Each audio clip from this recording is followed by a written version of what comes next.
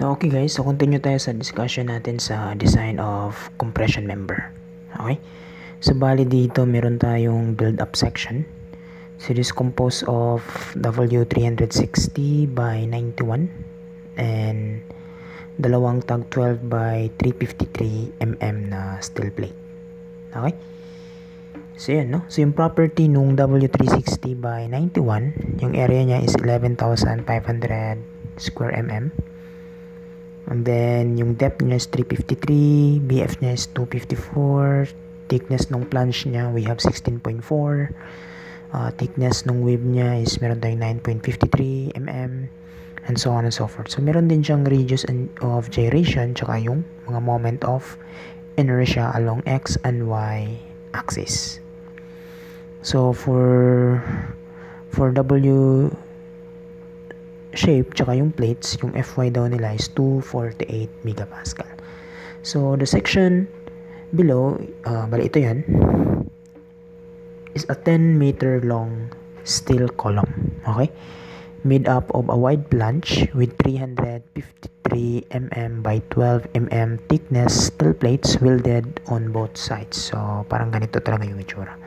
So, the section is fixed at both ends and braced at the mid-height about the wick axis. Or bali yung wick axis niya, di ba? Yung wick axis niya, yun yung y-axis. Yung strong axis niya, yun yung x-axis. So, ito yan, no? Mahirap siyang i-bend about the x-axis dahil, di ba? Dahil sa web, di ba? Mahirap siyang i-bend ng about the x-axis. Pero sa y-axis, medyo hindi siya mahirap i-bend, no? Diba? Dahil sa opening dito. No? So, hindi siya mahirap i-bend. Kaya yan yung wick natin na axis. So, ito yung magiging y-axis mo. Okay ba? So, meron tayong x-axis and y-axis. Okay. So, the section has no cylinder element. So, yun. So, okay na pala, no? Wala siyang cylinder element. So, since binigay na yung statement na yan, so, this is compact or non-compact. So, yung gagamitin natin na formula is ito lang, no? Ito lang na formula. So, yung pinakita ko sa previous na video. Okay?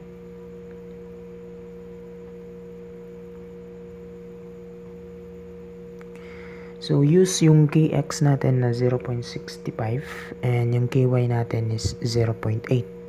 So, using 2015 na NECP code, so ano daw yung design compressive strength using the LRFD and ano daw yung allowable compressive strength using the ASD.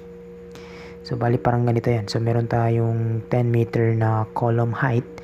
So, naka-brace siya at mid-span of 5 meter by 5 meter tsaka 5 meter. So, ibig sabihin, ito automatic hinge yung brace, na? So, along x-axis, fix yung dito niya, na? Makikita natin fix, tsaka fix. That is for x-axis. So, ibig sabihin, yung kx niya dito is mag-bend lang siya ng paganyan, na? So, yung gagamitin daw is 0.65. And along y-axis, yung dito na part, yung x-axis dito yan eh. So, yung y-axis ito. So, since naka-brace yan, so, bali, fix yan dito, tsaka fix yan dito. Pero dito na side is naka-brace, so naka-hinge yan. No? So, ibig sabihin, mag-bend siya ng paganyan. No? Or, ito lang yung consider natin. No, ito yung LX. Yung LX niya is 10 meter. Yung LY niya, ito yung 5, no? So, meron kang hinge, hinge, tsaka fix. So, yung KY is equivalent to 0.8, no? So, ito na yung gagamitin natin. So, at least klaro yan, ayusin ko lang yung pagka-draw, So, bali, ito yung fix yan, Fix, then fix. So, since naka-brace dito, so automatic hinge. So, magbibend yan ng paganyan. No? So, meron siyang hinge tsaka fix. So, yung K dyan is 0.8. So, yung Ly na gagamitin mo is ito, yung mid-height, which is 5. Okay ba? So, makikita mo na recommended values ng K yung ginamit niya. Yung ito. Diba, ito yung hinge, then fix. So, yan yung KY niya. For KX, fix. So, ito yung ginamit niya, 0.65. So, makikita mo na design or recommended design K values yung ginamit niya. Okay? Pero most commonly, pag steel is theoretical lang. Okay na yan. Okay, so ito yung section. So, solve natin yung problem. So, pag nagsosolve tayo ng ganito, first natin kinukuha is yung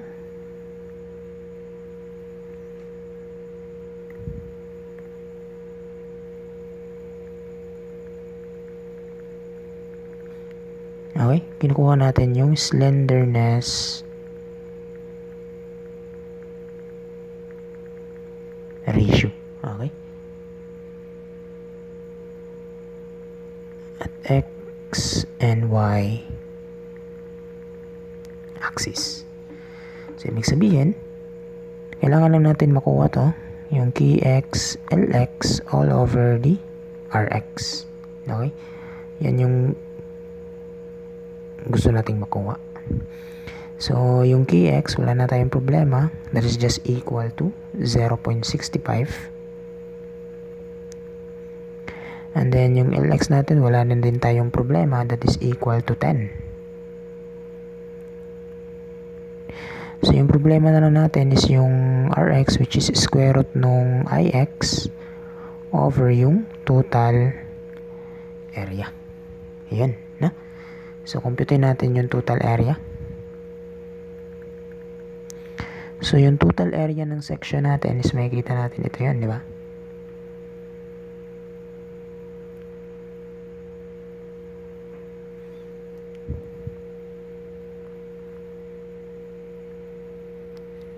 Ito yan, no? And for W360 na 360 by 91, yung property niya, yung area is ito. Okay, so kunin ko yan. So, I have 11,500 square mm. Then, for plates, this is for W section. And for plates, meron tayong, I assume na lang na area 1 ka to. Okay, A1, AW na lang. And then, for plates, meron tayong dalawang tag. 12 by 353. Okay? So, yan. Na? So, yan yung sa plates. So, ibig sabihin, yung gross area niya, dito ko na lang din kunin. Yung gross area niya is just AW plus yung A nung plates. So, therefore, this is equal to, kumpitin ko muna.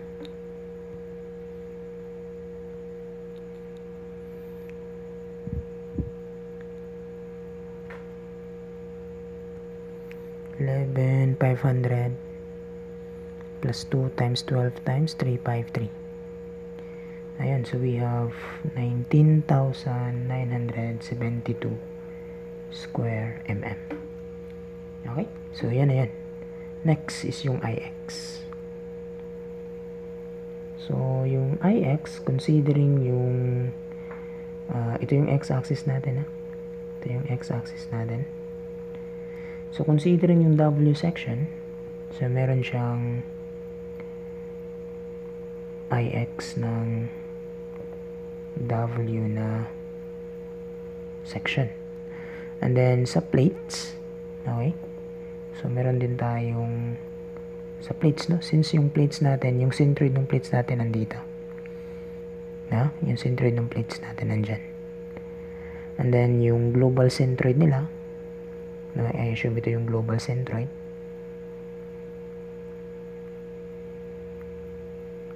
Okay. So, yan yung global centroid.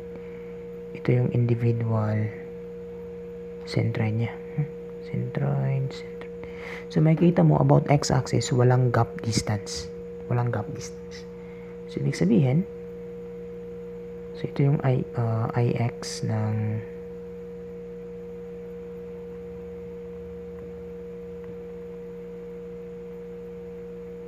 sa plates, no? So since yung centroid nito, di ba? Yung centroid nung W section is coincide dun sa global centroid. So yung gagamitin natin yung ix niya lang din, which is given in the property. Yung ito. So 266 times 10 to the power of 6.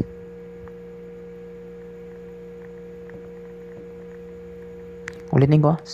Kasi yung centroid nung W section, andito pa rin yan eh.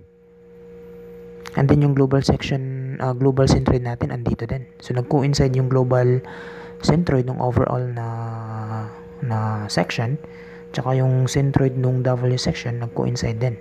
So ibig sabihin, gagamitin na lang natin yung ix lang. So wala tayong transfer moment of inertia. Okay? Plus, yung centroid natin sa plates is inline lang din sa global. Okay? So inline lang siya sa global, so wala din tayong problema. So wala tayong transfer moment of inertia. Yung kailangan lang natin is yung centroidal moment of inertia. Okay? So bali dito is supposedly dapat equivalent to nung igx plus area nung gap distance squared or AD squared. Let's say AD squared. Easy squared lang ako. Kasi yun, baka para di tayo mawala kung sa variable D, no? So, easy squared. So, yung Z dyan, yan yung tinatawag nating gap distance nung centroid. So, since yung centroid nung, di ba, makikita mo yung centroid nung dalawang plate is inline dito sa global centroid. So, makikita mo na walang gap distance, na? Walang gap distance. Sige lang, mamaya makikita nyo yan sa y-axis, may gap distance eh. So, ibig sabihin, since walang gap distance, so yung gap distance is 0. And a times 0 squared, that is 0. So, kaya crash out lang yan. So, yung gagamitin na lang natin is yung centroidal. So, therefore, we have 12 times yung depth 353 cube divided by 12. And alam natin, for one plate lang to. Dalawa yung plate eh.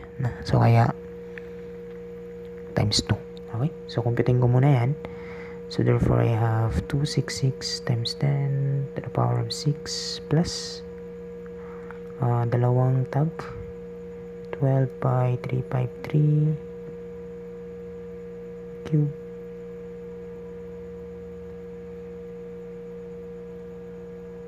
divided by 12. So therefore we have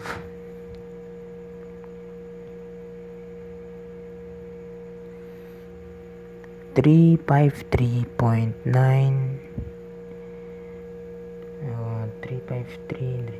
353.973.954 square mm, or 353.97 times 10 to the power of 6.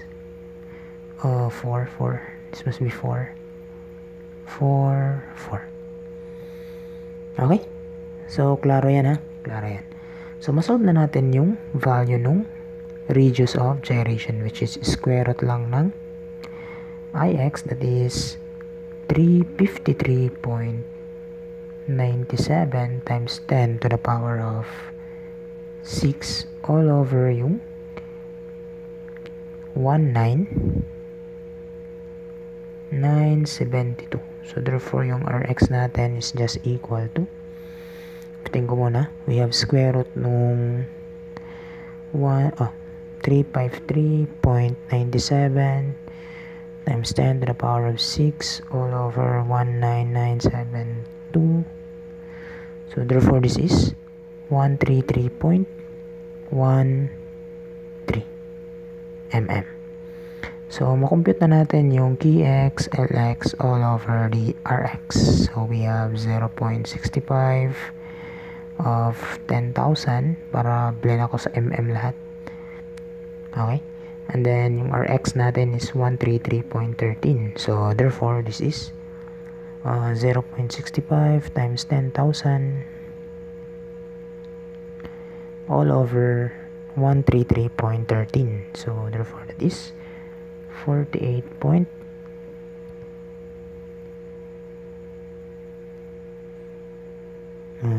Saan yan? 82. Okay? So, yan na yung slenderness ratio at x-axis.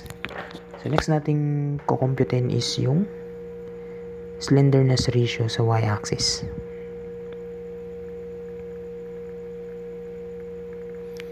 So, yung ky, ly, all over yung ry. So, ito naman yung goal natin. Okay? So, alam natin yung ky, pinakita ko na yan kanina. Yung ky natin is 0.8. That is given in the problem also. And that is recommended is key values. So, we have 0.8. And then, yung ly natin is meron tayong 5 meter. Yung wala na lang tayo is yung ry. What is the radius of gyration? So, we have iy all over the gross area. Okay? So, I hope klaro yan. So, bali, copy ko na lang to.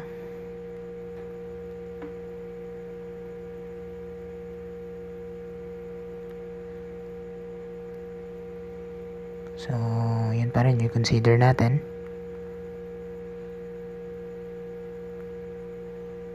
Ayan. So, tanggalin ko lang to. Tsaka yan. Tsaka yan. So, okay na to, no? So, ganun pa rin. Ito pa rin yung centroid ng mga plates. Okay? Pero this time, yung i-consider natin is yung about the y-axis. Which is ito yan. Okay? About the y-axis. So, ganun pa rin. Yung global centroid is andito pa rin. Okay? So, ibig sabihin, kung kukunin natin yung iy, yeah, since yung iy, yeah, since yung centroid nung W section is coincide or in line with the global centroid, so, at is yung iy na gagamitin natin sa W section. Next is yung iy for the plates. Okay? So, ganun na, no? Take note yung iy sa plates is since hindi sila inline, so, probably gagamit tayo ng transfer moment of inertia. So, this is centroidal moment of inertia about the y-axis plus yung EZ squared. Okay?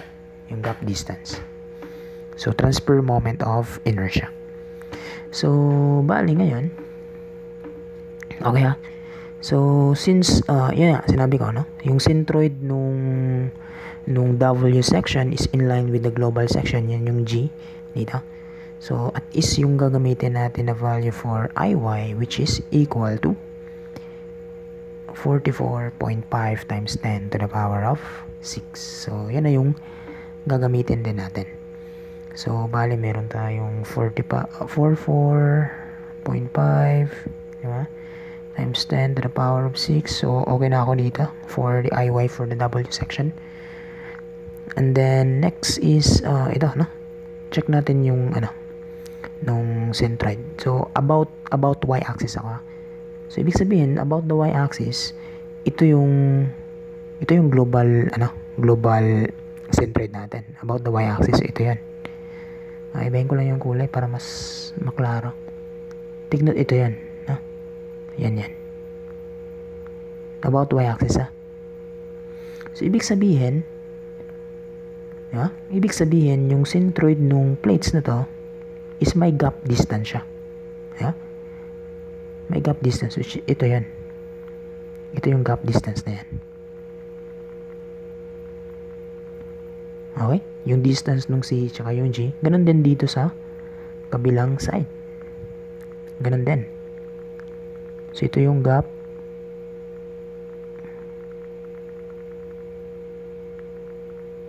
distance. Okay? I hope klaro yan, no? I hope klaro yan.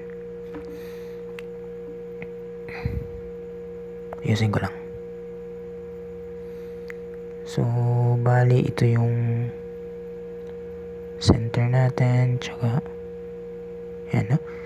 So, makikita natin na may gap distance, no? Ito yung global. Then, ito yung centroid nung ano. So, yung distance niya, yung dito. So, ito yung gap distance na Z. Okay? So, yan yung gap distance na Z. So, ganun din dito. So, ito yung centroid ng plates. Ito yung global centroid. So, yung gap distance about the y-axis, ha. So, bali yung centroid patungo sa y-axis. So, ito yan. Okay? So, yan naman yung Z.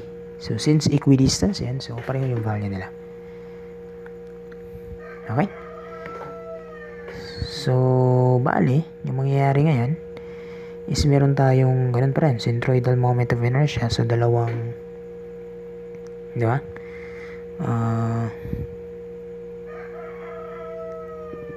12 times 353 cube divided by 12.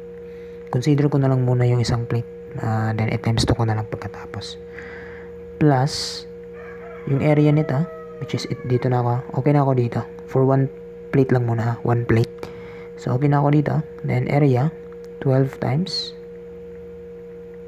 3, 5, 3. Yung gap distance, yung Z, ilan yan?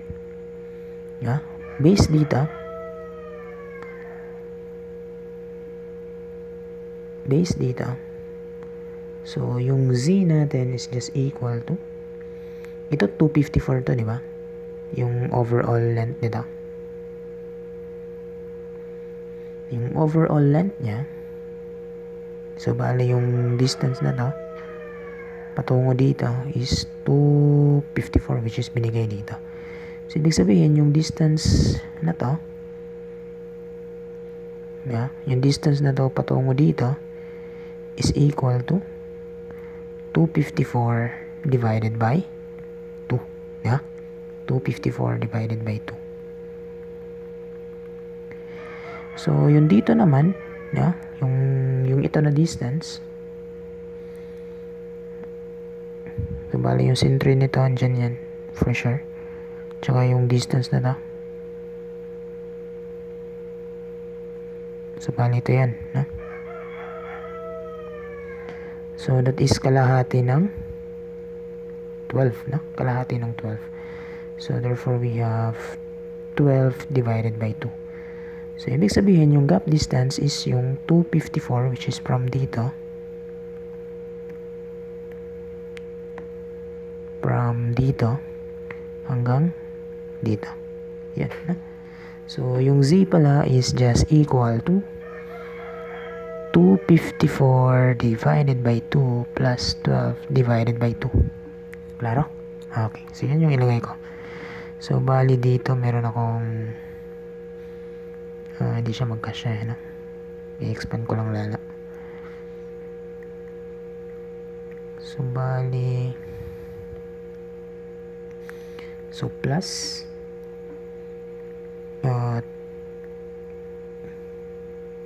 hindi, baliktad na. This must be, since about y-axis na ta, so ito na yung magiging depth natin, tsaka ito yung magiging base. Okay, ito yung magiging base. Nabaliktad yung kanina kasi about y-axis na tayo. Okay, kung about x-axis, so ito yung base mo, ito yung depth. Pero about x-axis, ito yung base, ito yung depth. About y-axis, ito yung base, ito yung depth. Okay? Kaya, meron tayong 353 times 12 cube divided by 12. Okay? So, okay na ako dito, no? Okay na ako dito. Next is yung area for one plate. 12 times 353. Yung gap distance, meron tayong 254 divided by 2 plus 12 divided by 2 squared. So, sa isang plate lang to. For one plate. Dalawa yung plate. So, times 2. So therefore, yung Iy is just equal to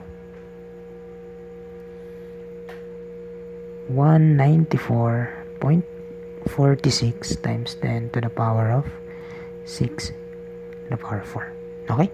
So therefore, masolve na natin yung value ng Ry. That is just square root lang nung 194.46 times 10 to the power of 6 all over yung gross area.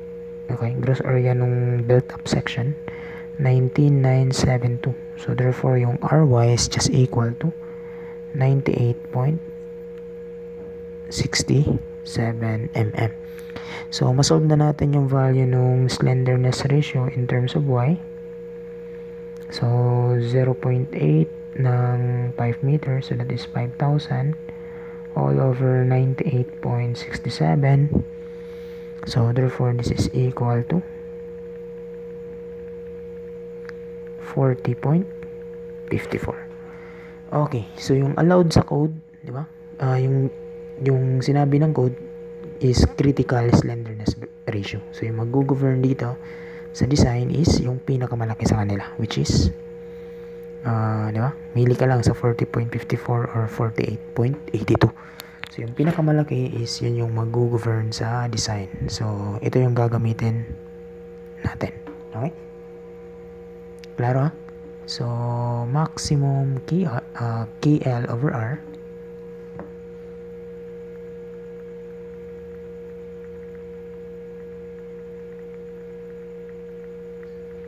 is 48.82. Okay? So, continue na lang tayo sa next na video kasi mahaba na. So, highlight ko lang ulit ha. Pag mag-solve ka ng, pag yung centroid mo is wala sa plate, basta tandaan mo lang, no? Pag about x-axis, ito yung base mo. Okay? Ito yung magiging base mo. About x-axis ha. Dito kasi ako nawala baka mawala din kaya. So, ito yung base, ito yung depth. About x-axis.